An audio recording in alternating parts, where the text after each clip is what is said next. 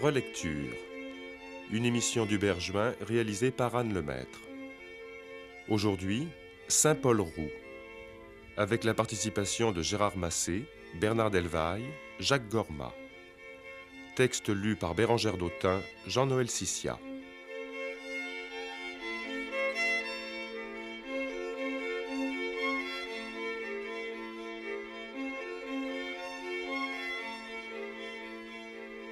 Sourire enclos en des fleurs de rosier, je vis de par la magnifique haleine, et je triomphe avec dans le gosier le chant joli des ailes de la plaine.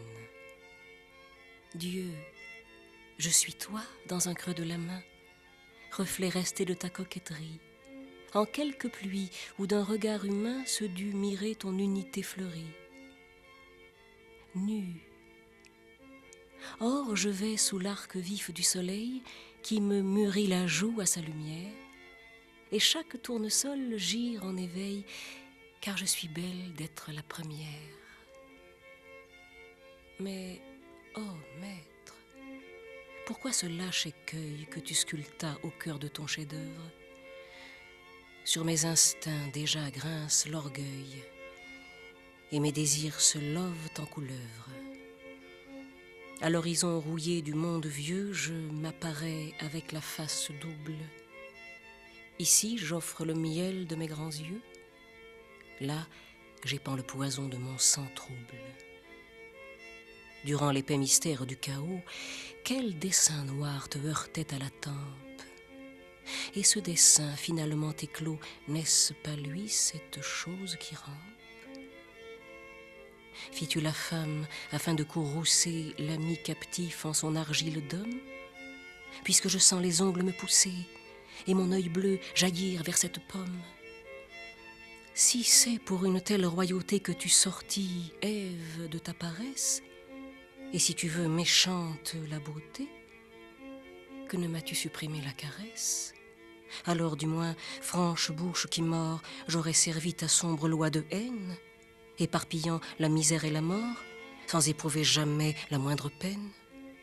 Et pitoyable esclave sans rachat, femelle irresponsable de ton signe, je n'eusse pas mérité le crachat des enfants nés de ma rose maligne.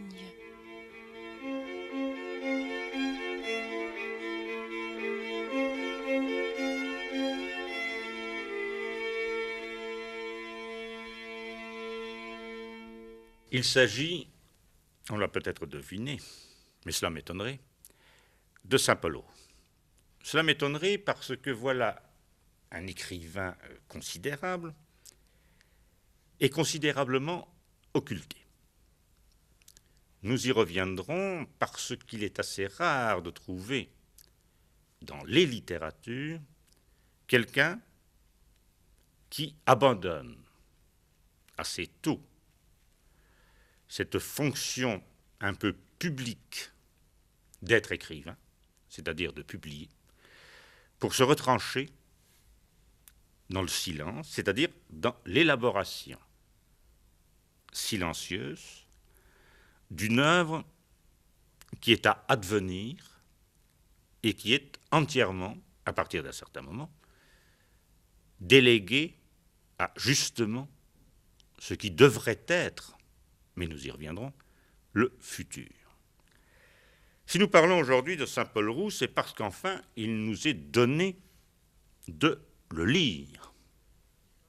Car il faut bien dire que les œuvres de Saint-Paul-Roux étaient singulièrement absentes du commerce de la librairie et des catalogues des maisons d'édition.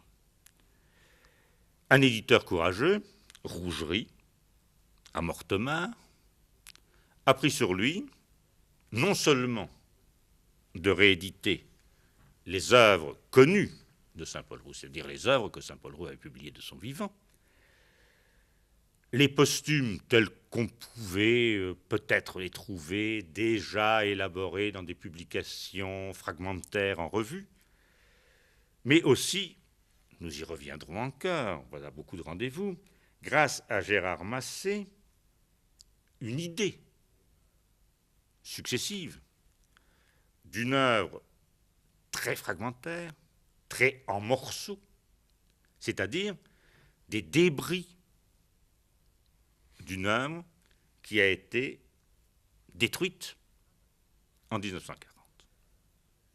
Grâce à cet ensemble, qui doit faire à l'heure actuelle 15 ou 16 volumes aux éditions Rougerie, nous pouvons prendre mesure et nous pouvons approcher Saint-Paul Roux. Parmi ces 15 volumes, il y a des... Je ne vais pas tous les citer, bien sûr, quelques-uns.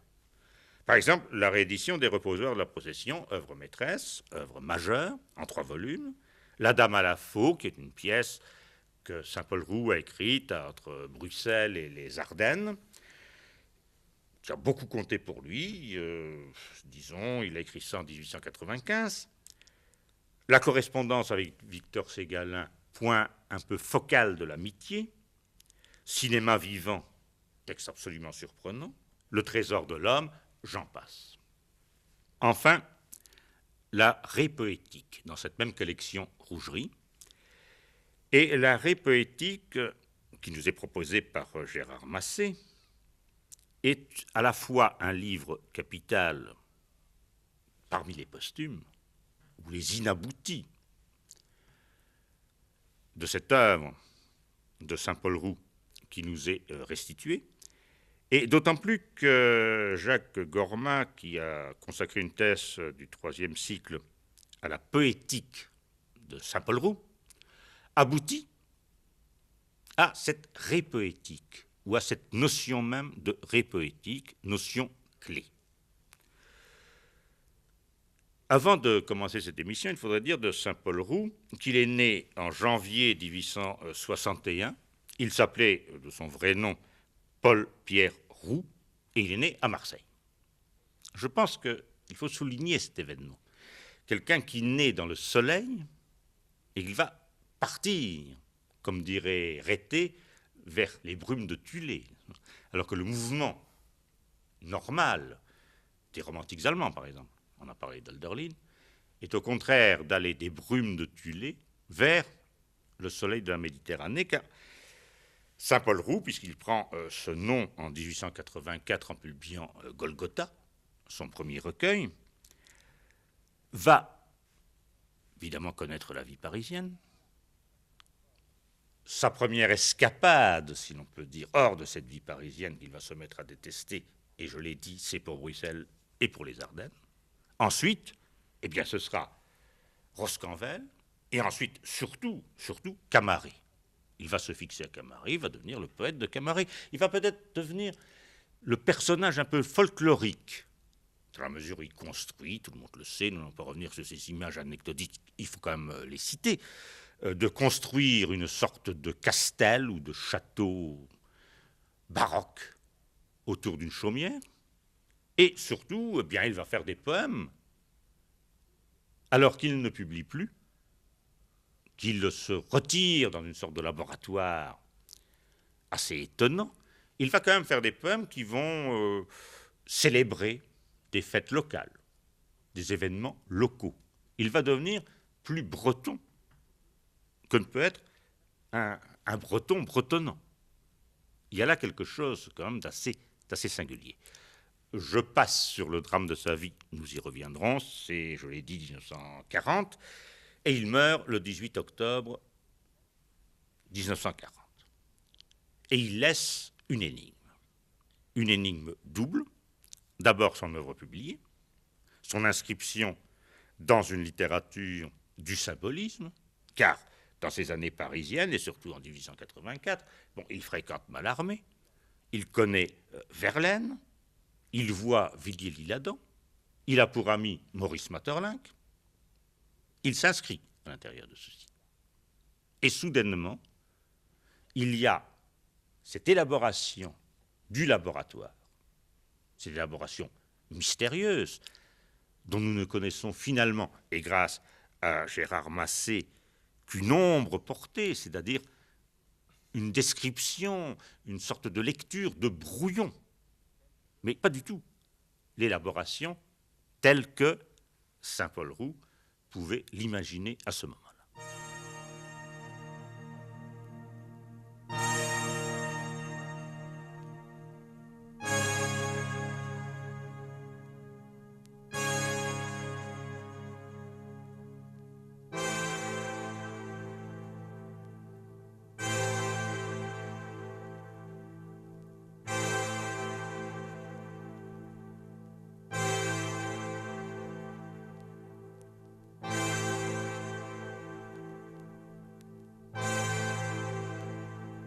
j'allais plein d'ailes. Son nom? Le sais-je? L'inconnue. Existait-elle seulement? Elle, sans plus. J'allais. Je m'arrêtais devant une porte, la porte d'une chambre, dans un logis, en une ville que je ne saurais retrouver. Ni la ville, ni le logis, ni la chambre, ni la porte. La chambre est vide, et personne jamais n'y demeura, m'avait dit à la première marche de l'escalier un nain si parvule que j'étais comme aveugle le bref instant de sa phrase. Je frappe. Toc. Rien. Toc, toc. Rien encore. J'insiste.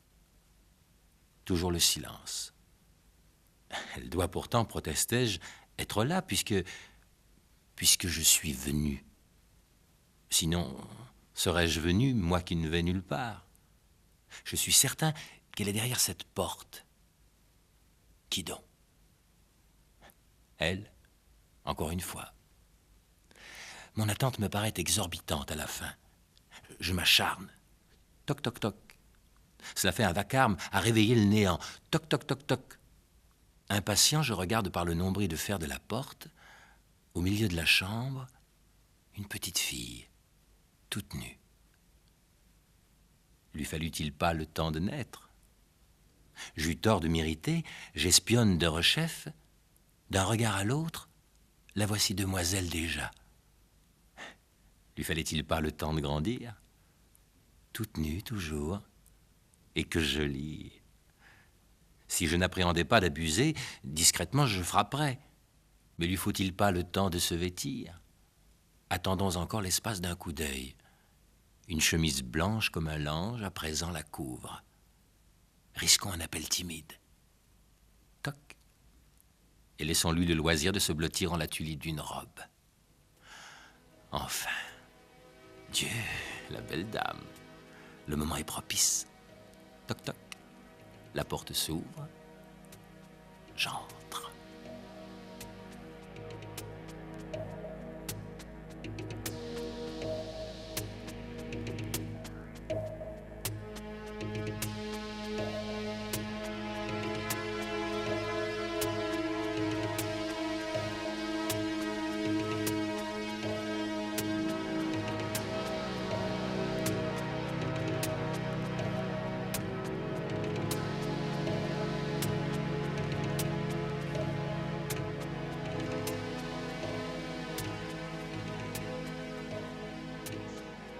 Il est évident que nous n'allons pas tellement revenir sur la vie de Saint-Paul Roux, qui est de toute façon une vie assez directe, assez simple, assez en droite ligne, si je puis dire, malgré ses énigmes.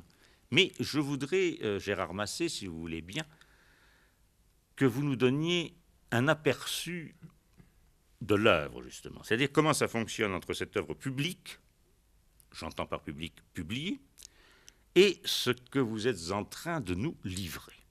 Oui, je me demande si on peut quitter cette vie de Saint-Paul Roux aussi vite, enfin la laisser derrière nous pour se consacrer aux manuscrits ou aux livres publiés uniquement. Parce qu'il me semble que c'est parfaitement indissociable. Alors je sais bien que c'est vrai de la plupart des poètes, mais j'ai l'impression que chez Saint-Paul Roux, il y a un cas un peu particulier, c'est-à-dire qu'il incarne une figure de poète un peu disparue. Et je me demande si il ne nous trouble pas, s'il ne nous fascine pas, mais s'il ne reste pas éloigné de nous un peu à jamais, et surtout du public, à cause de cela. Car il représente une sorte d'image presque naïve et glorieuse tout à la fois du poète. C'est-à-dire celui pour qui la littérature n'est pas un but en soi, qui fuit Paris, ça pourrait simplement être un avatar de son existence, c'est beaucoup plus que ça, il me semble. C'est pour être fidèle à une vocation poétique dont Mallarmé disait, je cite de mémoire, mais Bernard Delvaille me corrigera si je me trompe, Mallarmé disait cela à propos de Villiers-Adam, qu'il l'accomplit intégralement, se retranche. Et il me semble que Saint-Paul Roux, certes, a écrit des poèmes, il a écrit d'ailleurs bien d'autres choses que des poèmes à proprement parler, mais il a aussi accompli un destin poétique tel qu'aujourd'hui, il semble que ce soit révolu.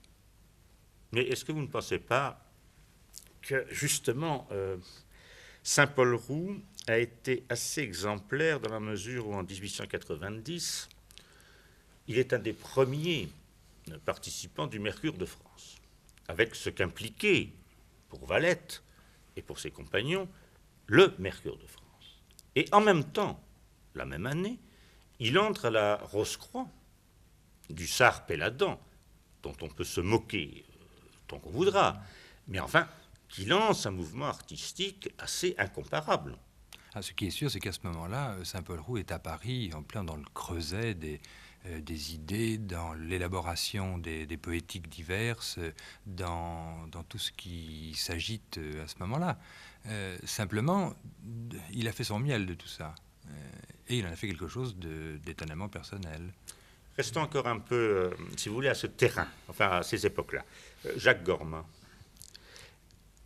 pour ce Saint-Paul Roux public, comment le voyez-vous? Il faut peut-être donner quelques jalons aux auditeurs qui sont son activité littéraire qui a commencé bien avant sa venue à Paris. C'est-à-dire, on peut rappeler aussi qu'à l'âge de 10 ans, il a passé toute son adolescence jusqu'en 81, c'est-à-dire jusqu'à l'âge de 20 ans, à Lyon, chez les frères. Et il a été profondément marqué par cette éducation religieuse. Il y a d'ailleurs un texte dans les reposeurs de la procession qui est une allusion à ce séjour chez les frères qui s'appelle La Joie et où il compare l'arbre de la science que lui proposait la culture officielle à l'arbre de la joie vers lequel il aspirait. Et quand il monte à Paris à l'âge de 20 ans, avec plein de rêves, normalement il voulait s'inscrire en droit pour calmer sa famille, mais en fait il n'avait qu'une idée, c'était d'écrire. Et il avait déjà écrit des petites nativités en vers, comme il les appelait, comme poète ou maman. C'était des textes naïfs d'inspiration néo-romantique.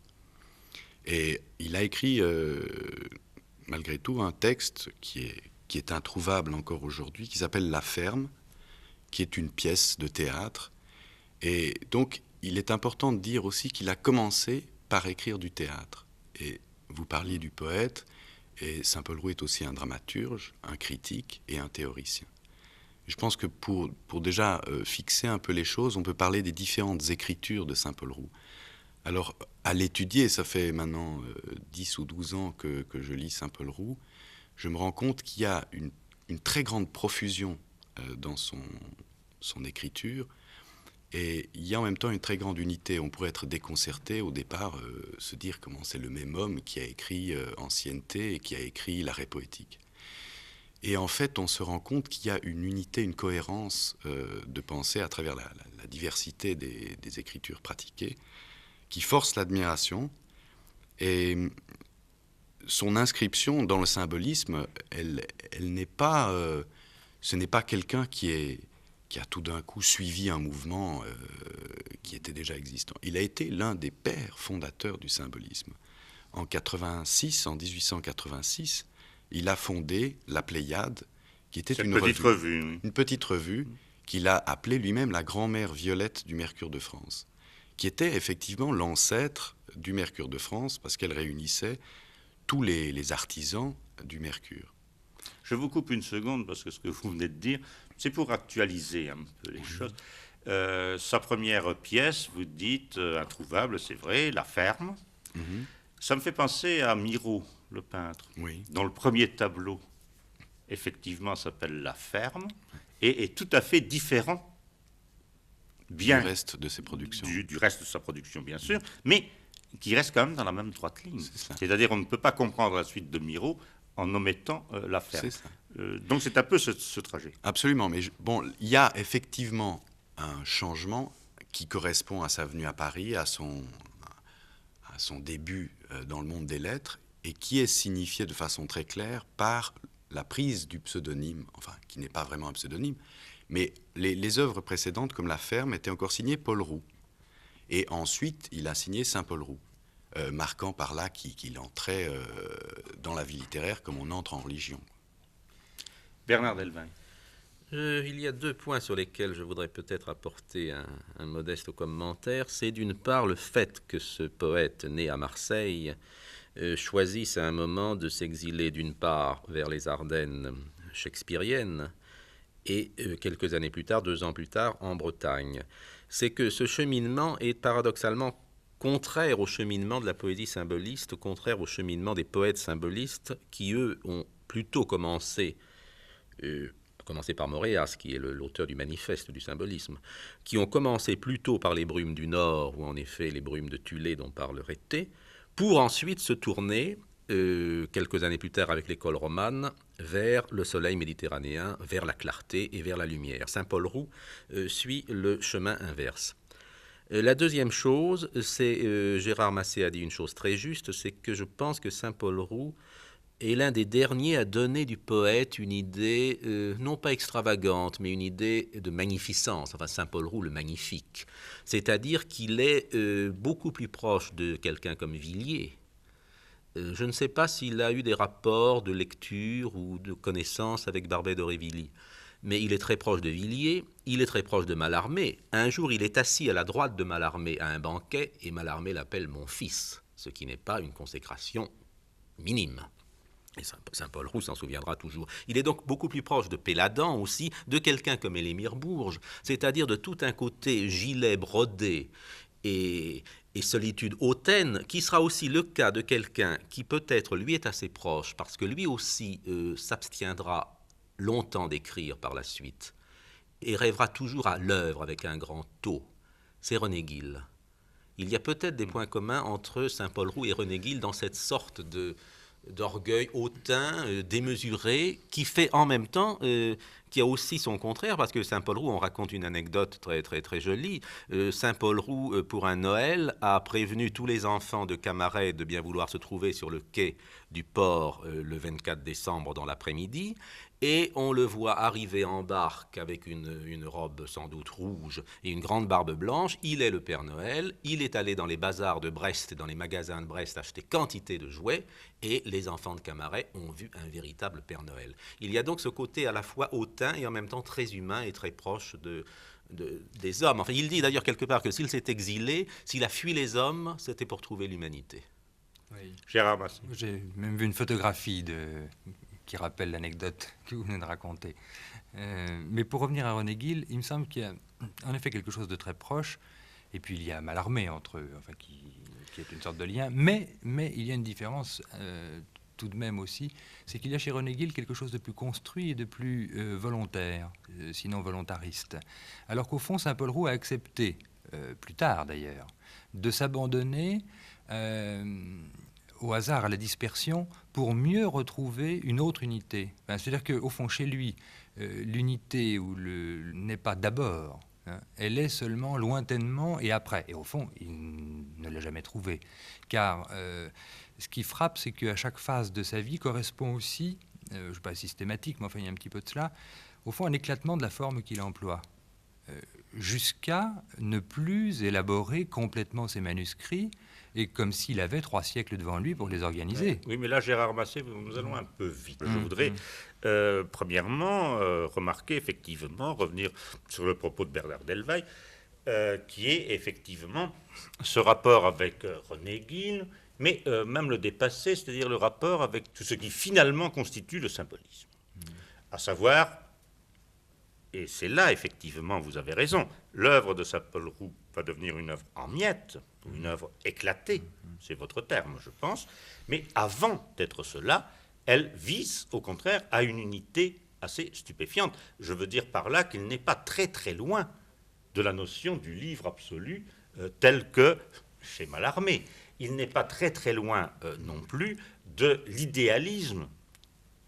L'idéalisme, alors il faut le mettre en italique, ou il faut le mettre en majuscule, ou il faut le souligner, qui est celui de Villiers, de l'Isle-Adam. À ce propos, il faut quand même aussi signaler qu'il va jouer, qu'il va jouer très sérieusement, mais le livre de Mallarmé est aussi un jeu du monde, n'est-ce pas ? Il va jouer très sérieusement sur les mots, sur la constitution des mots et sur les lettres.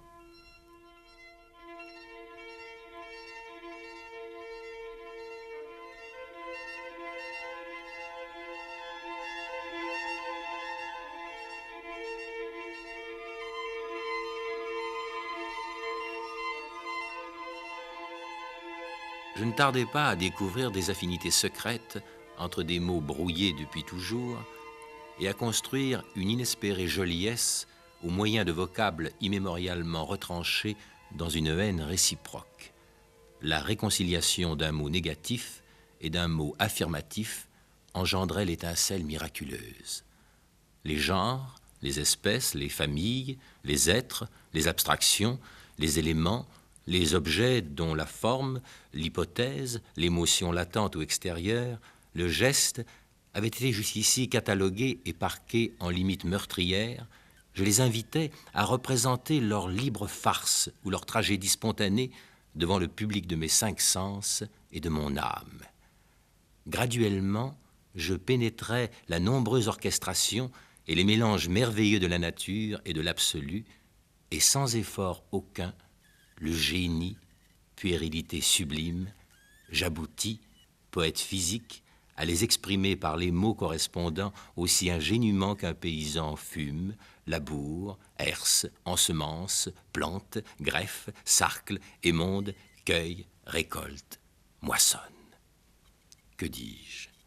Mon effort était si menu que l'œuvre semblait s'ériger d'elle-même par enchantement.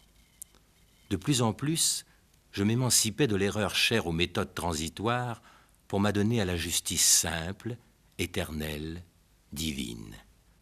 Parallèlement au fond obtenu, j'acquérais une forme radieuse, sorte de mosaïque où hantaient les arts divers. En offrant comme petit page à cette expression grandiose, cette autre expression rejetée par son indigence, en essayant sur les genoux d'une souffrance sociale l'espoir d'une abstraction, en crucifiant un Dieu avec les clous de son mensonge, j'enrichissais l'art de tons précieux, d'images imprévues, d'humanités oubliées, d'énergie méconnue, si bien que parfois une phrase émanée du miracle rappelait aussitôt de l'exil la beauté.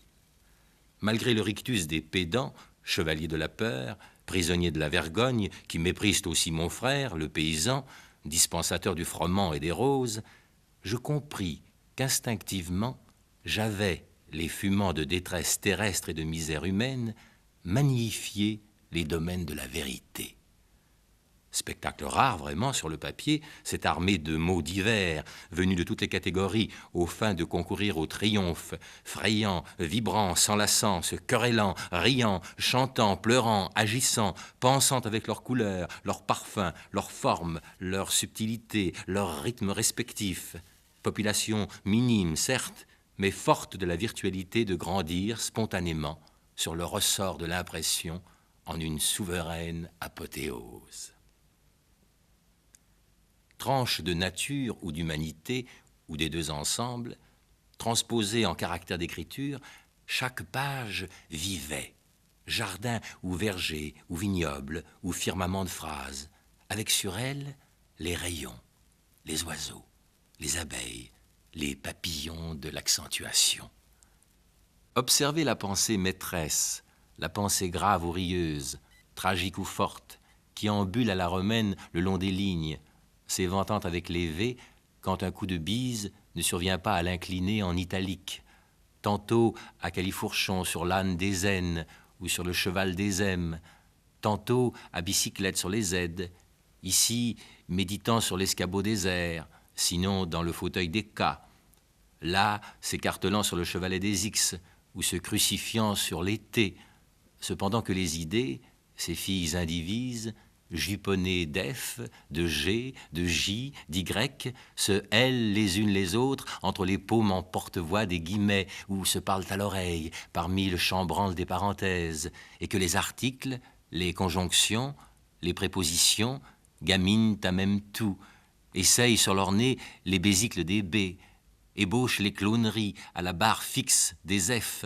traversent le cercle des O, et joue aux billes avec les points de terminaison au pied de la muraille des majuscules, ou bien encore à la toupie avec les virgules entre deux membres de phrase. Le grand Pan palpitait là, manifestement libre et captif à la fois. Alors, fier comme un dieu, le suprême orgueil d'avoir créé de la vie, l'incendiant, le poète se dressa pour inscrire sur sa porte, en naïve dédicace à ses contemporains, « Le style, c'est la vie ». Depuis, lorsque devant mon logis repasse la procession, les mots, plastiques ou subtils, imprécis ou formels, beaux ou vilains, clairs ou sombres, m'honorent d'un égal salut. Ce matin, sans doute en mémoire de sa rédemption, un mot, infiniment petit, laissa sur le premier degré du seuil une pâquerette du vallon.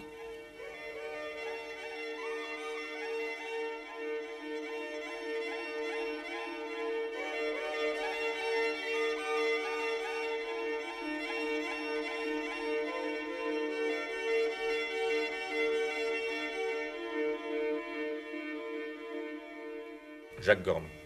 Oui, à propos de l'affinité qu'il peut y avoir avec le symbolisme chez Saint-Paul Roux, il est quand même essentiel de rappeler que le système, si on peut parler de système, qui est le fondement de sa pensée poétique, de sa réflexion poétique, il l'a appelé lui-même l'idéoréalisme, se rapproche et est peut-être la meilleure expression de cet idéalisme sensualiste qui était à la base de toutes les aspirations du symbolisme.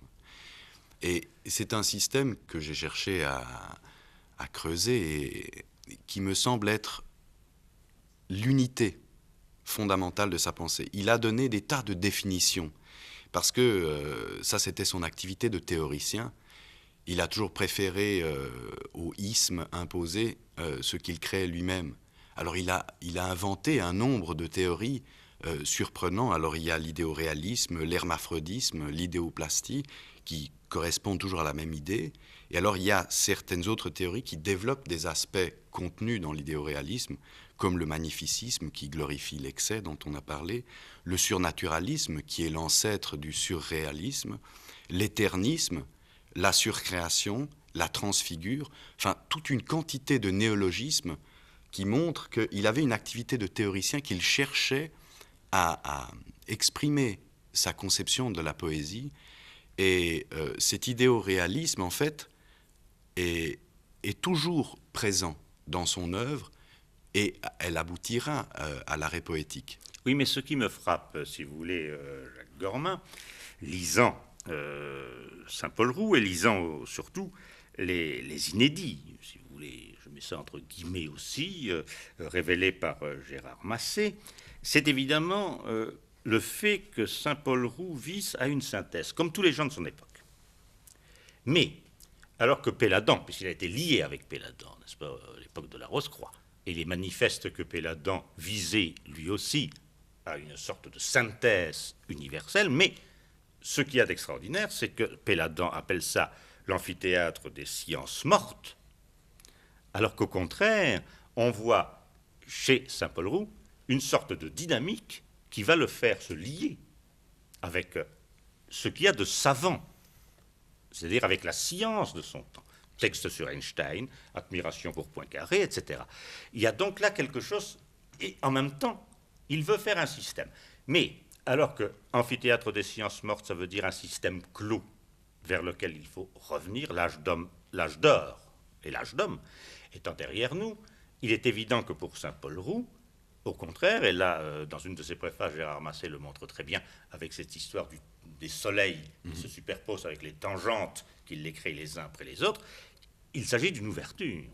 Alors là, je crois qu'il y a quelque chose d'absolument différent entre l'appétit de synthèse des symbolistes en général et l'appétit de synthèse de Saint-Paul Roux, qui est beaucoup plus libre, voire libertaire. Bernard Delvin. Oui, il est certain que le côté scientifique de l'œuvre de Saint-Paul Roux, d'ailleurs le mot scientifique, je reviens en passant très rapidement à René Guil, c'est encore peut-être un point commun entre eux deux que cet intérêt pour la science. En effet, lecture de Poincaré, il dédie à Einstein sa supplique au Christ en 1933, enfin en 1934, au moment où Einstein est obligé de quitter l'Allemagne. Et aussi, nous y reviendrons sans doute tout à l'heure, le livre intitulé Cinéma vivant, et aussi alors un texte extraordinaire qui s'appelle Randonnée, et qui est le récit transfiguré d'un voyage en automobile avec quelques amis autour de la Bretagne, qui est un texte absolument prodigieux, où il dit que l'automobile fend les villages comme un couteau un fruit. Alors, Gérard Massé, allons tout de Oui, suite comme vers un- ceci.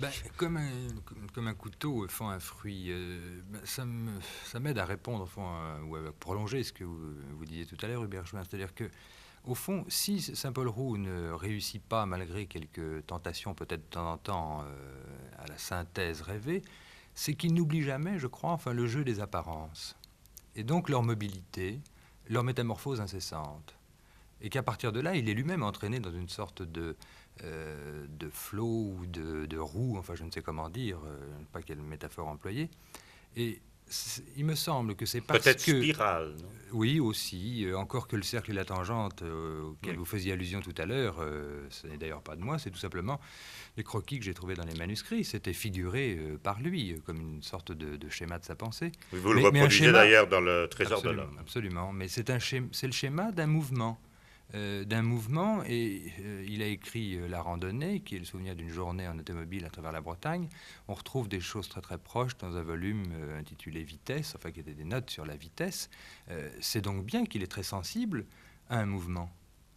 Et un mouvement qui se rapproche, fait une sorte de courbe qui devient une trajectoire, mais ça un petit peu à perpétuité. Oui, mais alors il y a cette notion du soleil.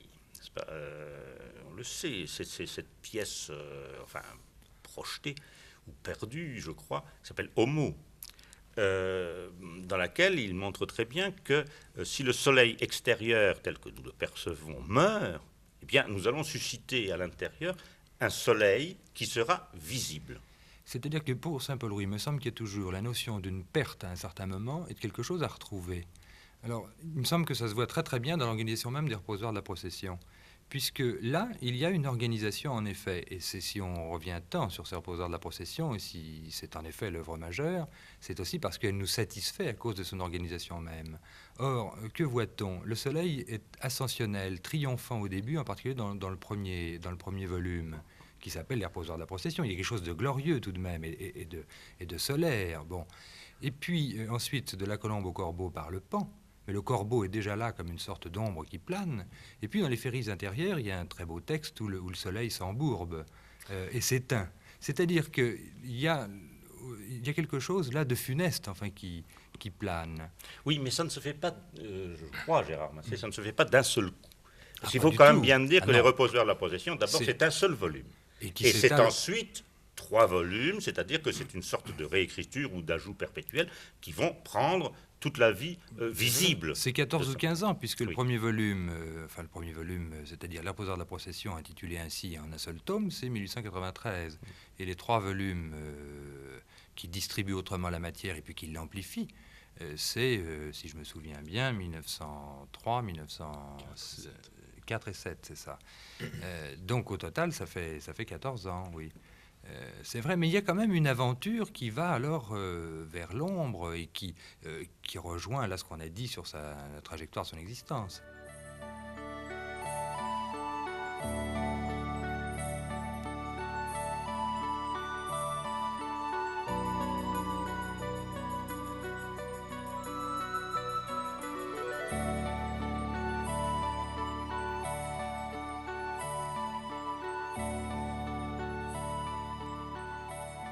Sur la table d'un bouge noir où l'on va boire du vin rouge. Tout est sombre et turpitude entre ces 4 murs. La mamelle de cristal, seule, affirme la merveille de son eau candide. A-t-elle absorbé la lumière plénière d'océan, qu'elle brille ainsi, comme tombée de l'annulaire d'un archange? Dès le seuil de la Santine, sa vue m'a suggéré le sac d'argent sage que lègue à sa louche filleule une ingénue marraine ayant cousu toute la vie. Voici que s'évoque une frinée d'innocence jaillie d'un puits afin d'aveugler les buveurs de sa franchise. En effet, j'observe que la crapule appréhende la Vierge. Il se fait comme une crainte d'elle. Les ronces des prunelles glissent en tangente sournoisement sur sa panse. Le crabe des mains, soucieuse d'amender leur gêne, va cueillir les flacons couleur de sang. Mais la carafe, aucun ne la butine. Quelle est donc sa farouche vertu? Viendrait-elle, cette eau, des yeux de vos victimes, buveurs? Et redoutez-vous que s'y reflètent vos remords? Ou bien, ne voulez-vous que soient éteints les brasiers vils de vos tempes canailles? Et je crus voir leur conscience sur la table du bouge noir où l'on va boire du vin rouge.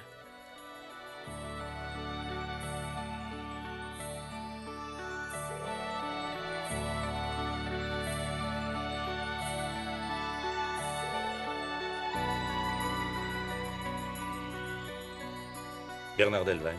Je crois que nous venons d'évoquer en effet ces soleils ascendants et ces soleils qui s'embourbent. Il me semble que c'est Théophile Briand, dans son essai sur Saint-Paul-Roux, qui le compare à plusieurs reprises à Gérard de Nerval. Et il y a certainement là aussi quelque chose d'assez proche entre les deux personnages et entre leur vision des choses. Enfin, Peut-être avec quand même une dynamique très différente. Il faudra que nous revenions brièvement sur Cinéma Vivant. Mais est-ce que le cinéma, au lieu de devenir quelque chose d'extérieur, une sorte de création extérieure, une sorte de quelque chose à regarder, ne va pas devenir, par Cinéma Vivant, quelque chose qui va être créé tout de suite? C'est-à-dire, est-ce qu'il n'y a pas toujours une sorte de retournement dynamique? C'est Saint-Paul-Rouge. Je ne veux pas en faire un vitaliste. Il me semble quelque chose de platonicien aussi, là.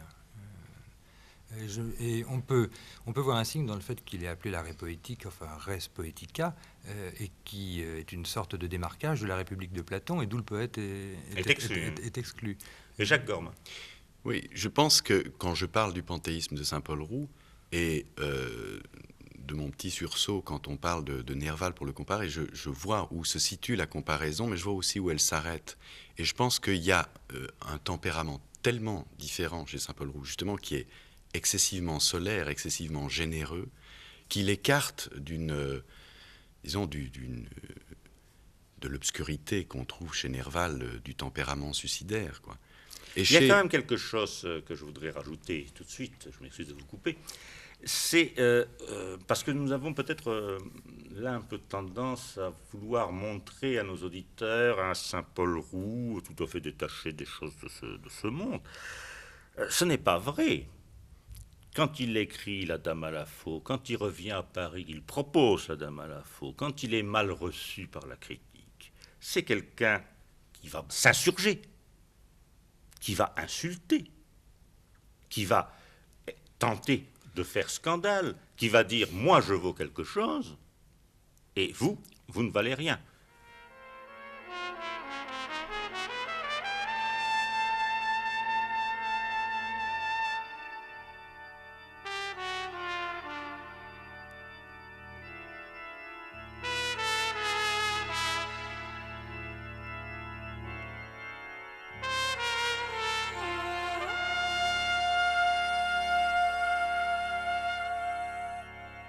Air de trombone à coulisses. Les trous du cul, ce sont mains critiques modernes. Ils ont deux fesses, disons face. L'une de miel pour les faiseurs d'ignominie, l'autre de fiel pour les beaux gestes du génie. Les trous du cul, ce sont mains critiques modernes. Et ce qui sort de ces princes en us, lorsque grince l'anus qui leur tient lieu de bouche, quelquefois c'est du vent, des crachats plus souvent, de la merde toujours.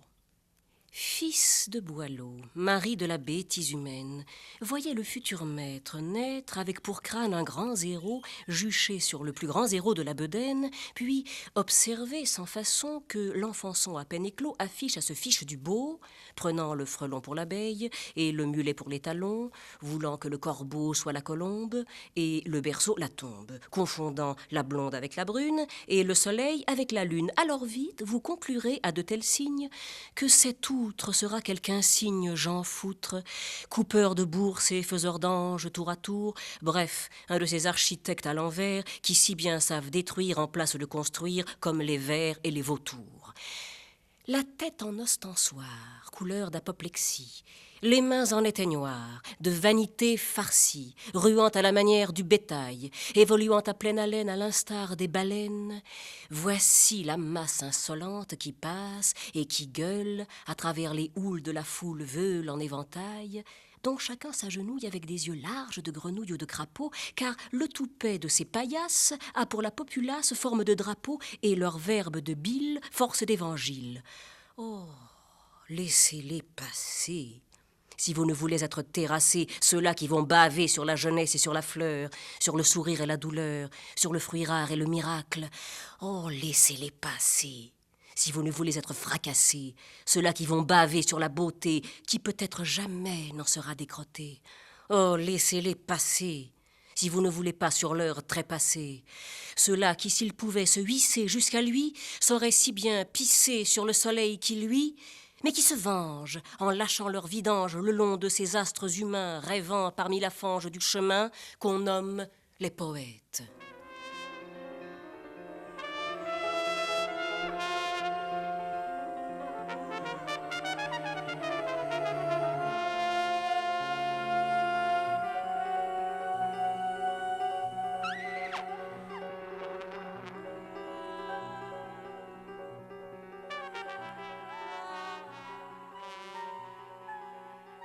Jacques Gorme. Et ça, il est clair que l'air du trombone à coulisses Nous venons de l'écouter. témoigne de cette réaction à l'égard de l'accueil qu'on lui a fait. Il faut dire que quand il est revenu de 18 mois de retraite dans les Ardennes belges, où il a donc terminé La Dame à la Faux, il a donné une lecture à la Comédie Française qui a duré 5h15. Et les gens ont trouvé l'œuvre très belle, mais injouable. Vous savez qu'est-ce que ce serait vis-à-vis du cinéma contemporain? Bien sûr. Et il faut rappeler aussi qu'il y a quand même 150 personnages dans la première version de La Dame à la Faux. Donc il y avait sans doute des soucis aussi matériels qui... Oui, le budget de la Comédie Française. Urbain, vous disiez qu'il écrit l'air de trombone à coulisses pour protester contre l'accueil qui lui est fait ou contre la critique en général. Mais il faut remarquer aussi qu'il n'attend pas la réponse et il s'en va. Oui. Or, il fera la même chose lors du banquet que les surréalistes ont organisé en son honneur à la Closerie des Lilas. En 1925, épisode oui, fameux. bien sûr, avec Michel Léris qui se jette par la fenêtre et qui est Voilà. tabassé par les flics. Épisode fort célèbre. Eh bien là, il se trouve que c'est pour le fêter, mais ça ne lui va pas mieux.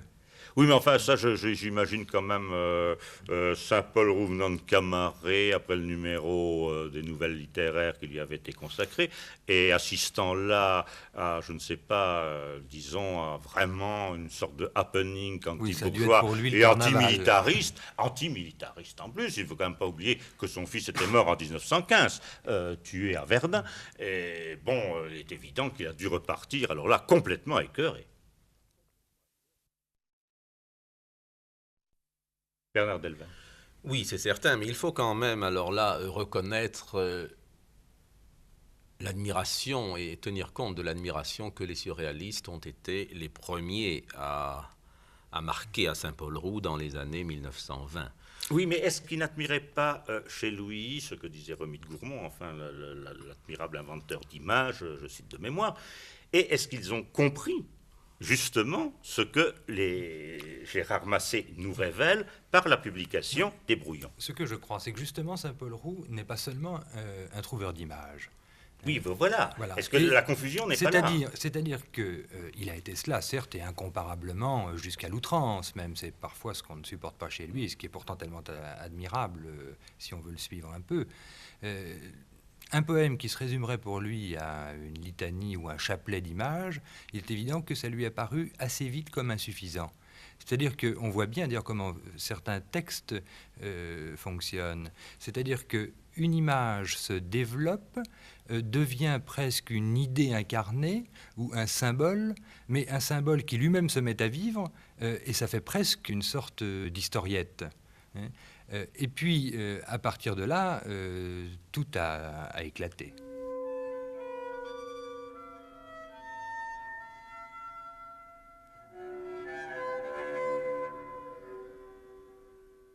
Sur l'orteil, nichon de proue, public, elle se cambre à poil, diadème à ses pieds, se délevant au déclic de son geste. Lascivement jaillissent vers les yeux des gouailles les serpents tout à l'heure assoupis, et la fille aussitôt s'abandonne au brasier de spirale que la foule presse de rubis sous l'écaille. Cependant que Satan, maître du cirque, renifle le festin en apprêt au fond de la crapule, car déjà les reptiles ont envahi la chair ciselée de flèches vives et vont consumer l'âme de l'idole qui se pâme, symbolique, en sa maligne apothéose de révolution, un sifflet de vipère entre ses lèvres de cerise. Gérard Massé, Je voudrais revenir à autre chose. Avant que nous passions la parole à Bernard Delvaille, je voudrais savoir, puisque vous venez de nous expliquer ça, je suis parfaitement d'accord avec vous, mais nous passons, et vous le dites dans vos préfaces, à un moment donné, coïncidant avec cette mise à l'écart volontaire que s'impose et que choisit Saint-Paul Roux, à cette œuvre qui se veut d'abord et dans un premier temps construite, car Dieu sait si les 3 volumes des reposoirs, ça dure très longtemps, se veut vraiment construite. La Dame à la Faux, c'est construit. Et alors il passe à ce que vous vous révélez, c'est-à-dire cette œuvre posthume qui, elle, est une œuvre éclatée. Il ne parvient plus, à un moment donné, qu'à écrire fragmentairement, non pas lacunairement. Oui, tout en voulant construire, mais c'est toujours remis, c'est ce qui me frappe, à une sorte de futur qui recule sans cesse. C'est pourquoi je disais tout à l'heure que c'est comme s'il avait 2 ou 3 siècles devant lui. Bernard À Delvaille. 75 ans, il dit « je débute ». Il a toujours l'impression, en effet, qu'il a la vie devant lui. Mais il a cette notion aussi de ce qu'est le passé, de ce qu'est l'avenir, enfin la préhistoire et la post-histoire, l'histoire étant quelque chose qui vraiment, alors ça sert à rien, c'est une parenthèse lamentable de la fourmilière humaine. Jacques Gormand. Oui, il pensait effectivement vivre centenaire. Et il y a une chose qu'on peut observer quand on étudie son œuvre, c'est qu'il y a un souci d'intégration constant. C'est sa façon de travailler. C'est-à-dire qu'il produit des textes, qu'ensuite il cherche à les intégrer dans un volume plus important. Et quelquefois, ça peut prendre beaucoup d'années. Et par exemple, les pièces qu'il a publiées au Mercure de France et qui ont été écrites pour la plupart entre 1893 et 1894,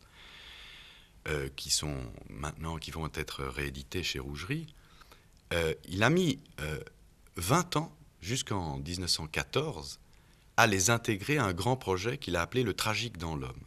Et ces pièces étaient parues de façon disparate, et il a élaboré un grand plan, un grand projet qui était intitulé le tragique dans l'homme, dans lequel figuraient ces pièces à côté d'autres pièces qui ont été écrites et qui ont disparu. C'est pour ça que quand on aborde l'œuvre de Saint-Paul Roux, il faut toujours rappeler qu'à côté de l'œuvre existante, il y a l'œuvre disparue qui est au moins, d'après les témoignages de ses proches et de Divine Saint-Paul Roux, sa fille, aussi important que l'œuvre existante.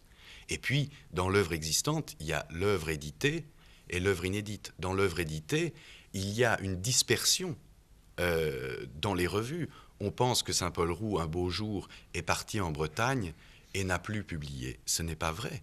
Il a encore publié au Mercure de France, dans les numéros de la revue du Mercure de France, des textes. Il a publié des textes à Brest, pour un public peut-être plus confidentiel. Et donc il y a tout cet aspect matériel qui contribue à cet éclatement de l'œuvre. Et en plus, il y a des données textuelles. C'est vrai que quand on se penche sur les fragments qui ont été ramassés par les pêcheurs de Camaret lors du désastre de 1940, Nous allons y venir. Quand ces gens ont ramassé tous ces papiers et qu'ils les ont mis pêle-mêle dans des caisses, il y a une donnée matérielle qui vient de cette bêtise humaine qui a déchiré les papiers, qui les a brûlés. Mais quand on se penche sur des pages qui sont restées entières, on voit que l'écriture elle-même s'était projetée par fragments. Comme s'il y avait une sorte de hâte intérieure qui le poussait et qu'il sacrifiait le temps de composition au temps du premier jet pour rester près de la source.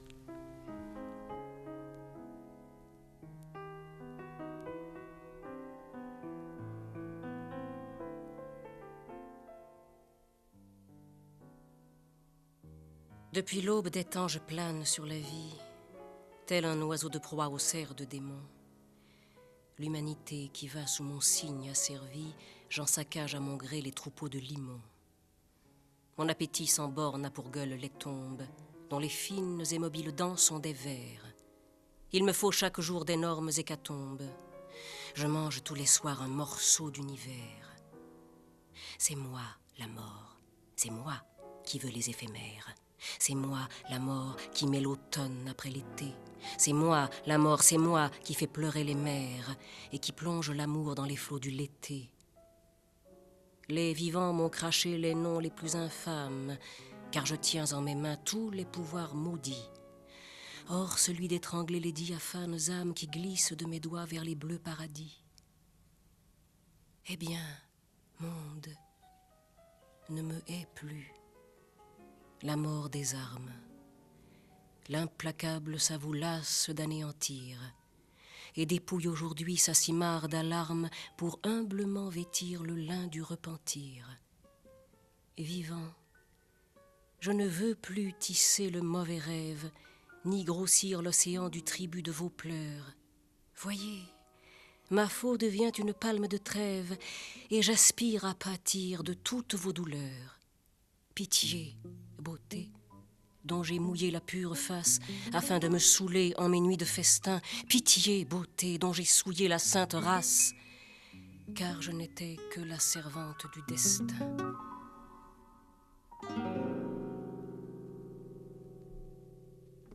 Bernard Delvaille, je pense que sur ce rapport entre Saint-Paul-Roux et les surréalistes, vous vouliez ajouter Oui, je voudrais y revenir rapidement. C'est qu'en effet, les surréalistes ne pouvaient pas, et pour cause, en 1923, avoir connaissance du 25, mais même en 23, puisque c'est en 23 que André Breton dédie Clair de Terre à Saint-Paul-Roux. Le Magnifique. Saint-Paul-Roux le Magnifique, avec ce jeu de mots quand même, puisque la dédicace est la suivante: au grand poète Saint-Paul-Roux, à ceux qui, comme lui, s'offrent le magnifique plaisir de se faire oublier.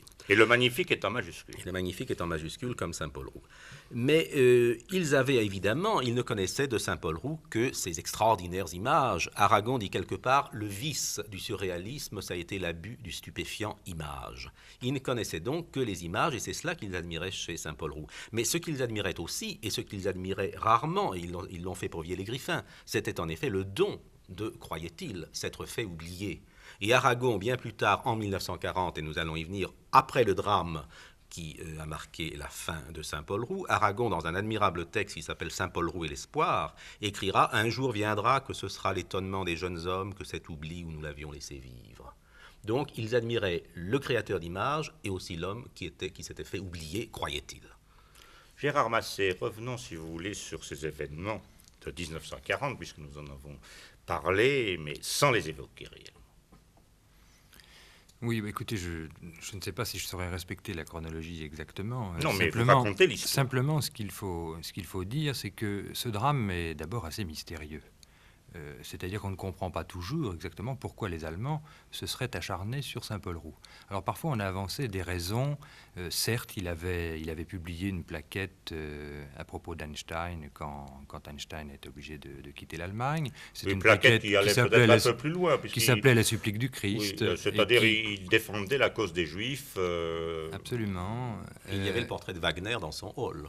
Qui aurait pu quand même rassurer un peu les Allemands. Mais il y avait aussi la visite de Max Jacob. Il y avait l'amitié avec Jean Moulin. Car Jean Moulin a visité plusieurs fois Saint-Paul-Roux au manoir, quand il ne s'appelait pas encore Jean Moulin. Bien, mais tout ça ne me semble pas suffisant, surtout à la date où cela a eu lieu. Il faut donc chercher d'autres raisons. Alors, la date exacte, c'est le 23 juin 1940.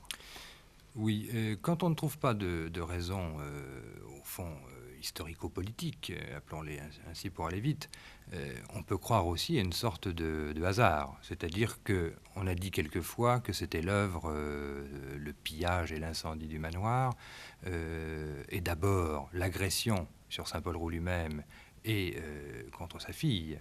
Et on tue la servante. Et on tue la servante qui s'appelait Rose Bruteler.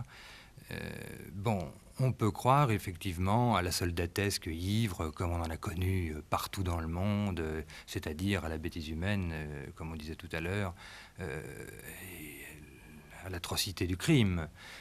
Effectivement, il peut s'agir simplement de cela. Alors, ce qu'on peut rappeler encore, c'est que il y a au fond deux épisodes, c'est-à-dire qu'il y a d'abord l'agression par les soldats en effet isolés qui viennent au manoir et qui font cet affreux carnage.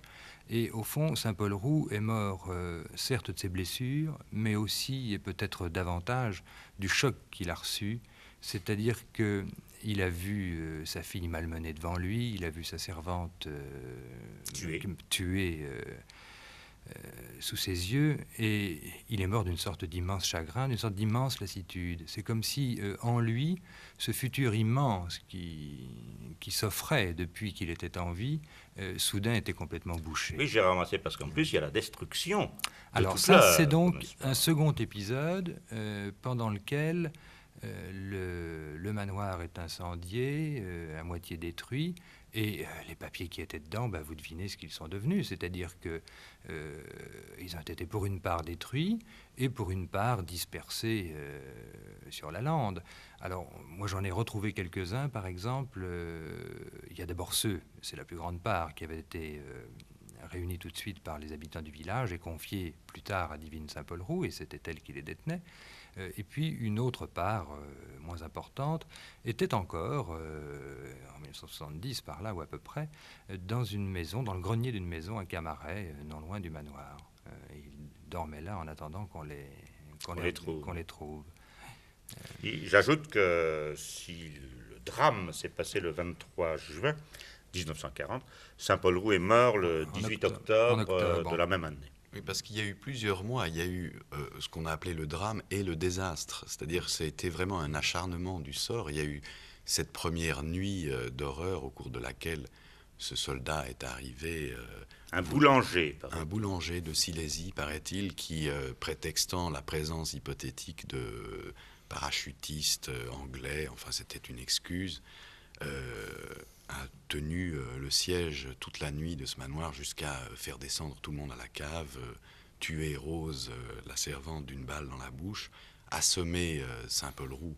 Et ce soldat a cru que Saint-Paul-Roux était mort et ensuite traîné Divine pour accomplir son deuxième forfait. Et ensuite, après ça, Divine a été emmenée à l'hôpital. Saint-Paul-Roux a repris ses esprits et il allait voir souvent Divine à Brest, à l'hôpital. Et un jour qu'il est revenu à Camaret, bien que bien des amis insistaient pour qu'il range ses papiers, il disait qu'il avait repris foi dans l'existence et il était en train d'écrire un grand poème qui était son dernier poème en hommage à Rose, qui avait été tuée donc, et qu'il avait intitulé « Le vrai soleil est en nous-mêmes », ce qui prouve qu'il avait récupéré ses forces. Et il y a eu un épisode qu'on oublie de citer, qui est un premier cambriolage, à la suite de ce drame de juin, où les Allemands sont arrivés et, sans doute ne voyant rien, ont commencé à s'acharner sur les cartons. Parce que Saint-Paul-Roux avait une méthode de travail assez singulière. Il avait un petit cabinet où personne n'avait le droit d'entrer. Et alors, quand il avait fini une œuvre, il mettait une feuille de papier journal et il entassait la suite des papiers au-dessus de ce papier journal. Et les papiers journaux montraient les strates, les couches. Et un jour, il était avec un ami et il est rentré dans son manoir et ses papiers étaient en désordre. Et il était évidemment bouleversé parce que la seule personne qui aurait pu mettre de l'ordre là-dedans, c'était Rose, et elle était morte. Et alors plus tard, donc en octobre, en revenant au manoir, il a vu que là, il y a eu un acharnement qu'on n'a pas compris. C'est surtout ça qu'on n'a pas compris, c'est cet acharnement, peut-être par dépit, parce qu'il n'y avait rien, le pillage. Alors là, j'ai eu moi-même des fragments de papier qui sont... C'est un puzzle qu'on ne peut pas reconstituer, mais on voit que ça a été fait avec une telle hargne. Chaque morceau est déchiré pour vraiment être inutilisable. Et alors ça a été le coup de grâce, la crise du Rémy et la mort 2 jours ensuite.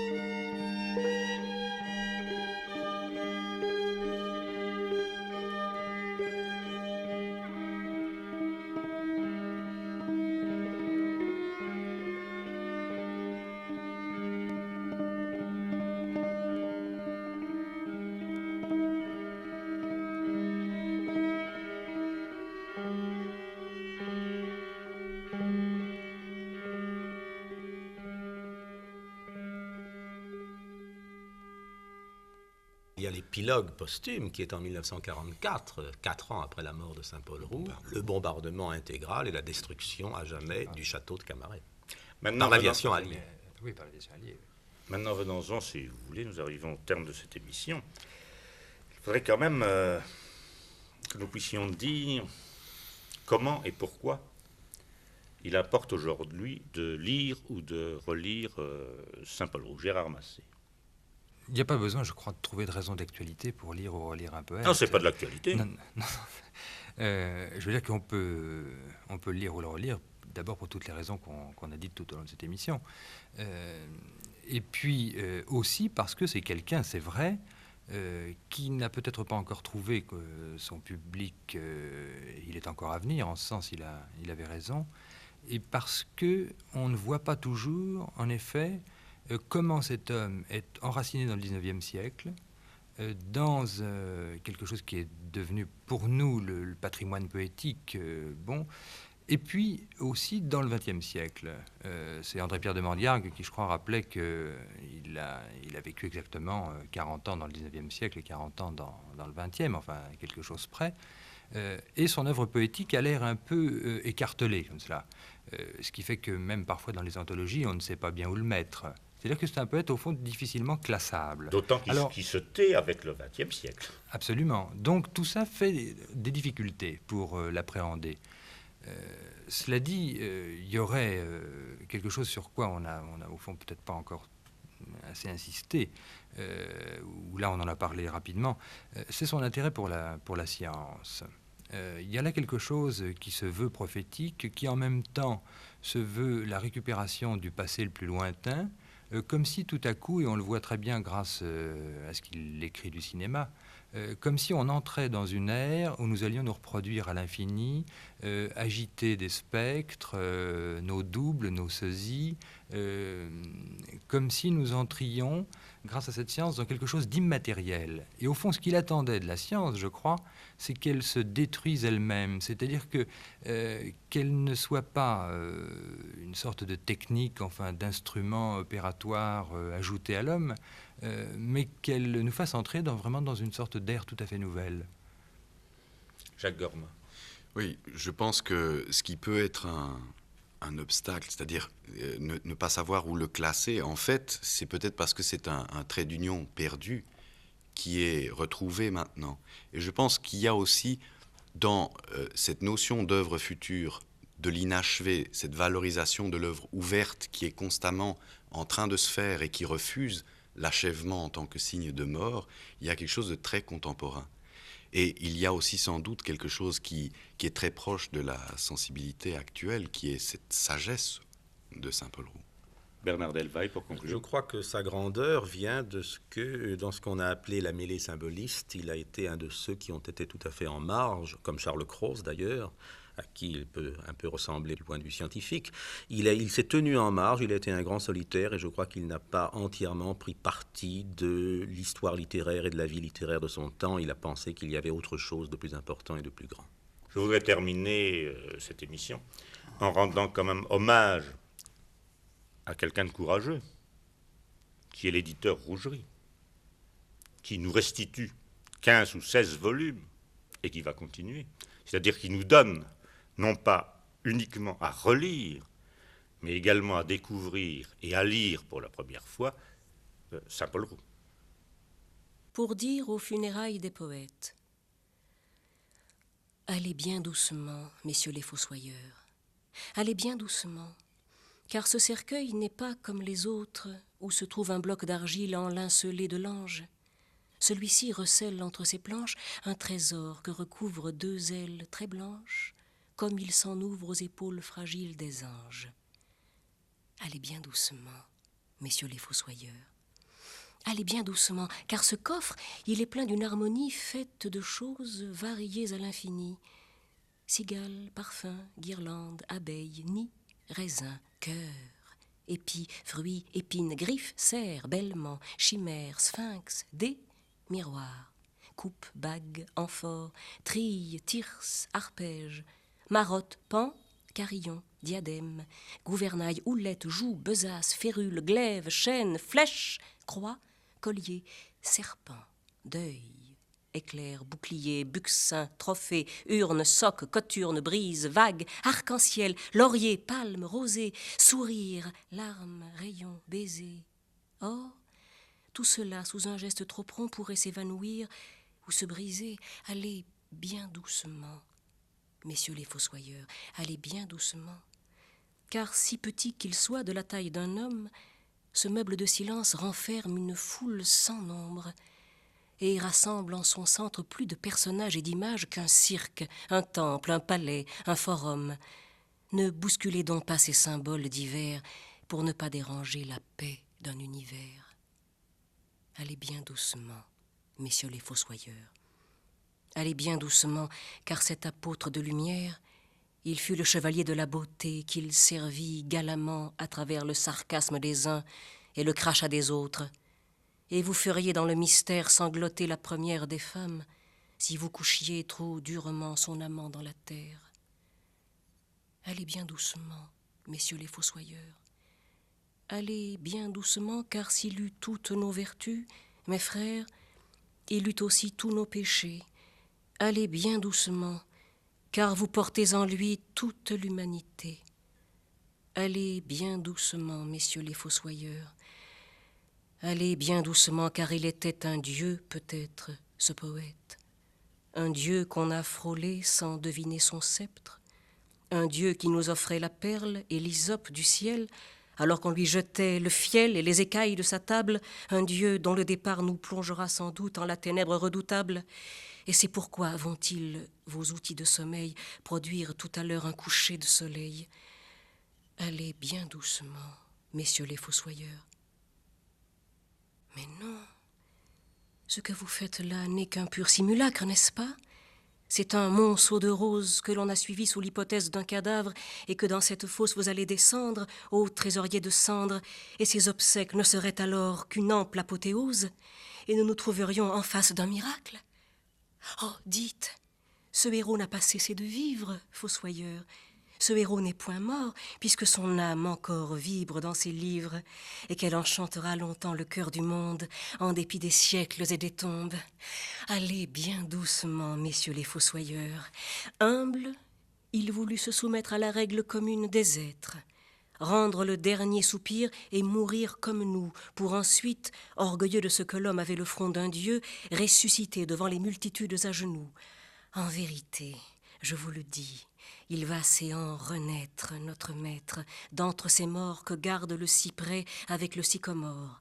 Et sachez qu'en sortant de cet enclos du temps, nous allons aujourd'hui le retrouver debout dans toutes les mémoires, comme demain, sur les socles épars érigés par la gloire, on le retrouvera sculpté dans la piété robuste des humains. Allez bien doucement, messieurs les fossoyeurs.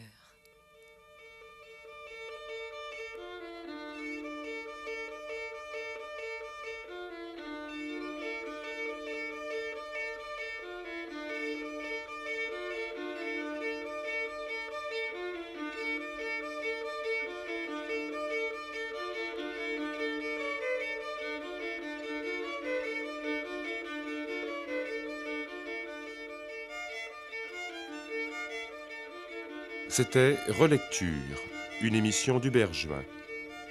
Aujourd'hui, Saint-Paul-Roux, avec la participation de Gérard Massé, Bernard Delvaille, Jacques Gorma. Texte lu par Bérangère Dautin, Jean-Noël Sissia. Prise de son et mixage, Jean-Claude Gauthier. Collaboration technique, Patrick Henry. Assistante, Nathalie Trianda. Réalisation, Anne Lemaître.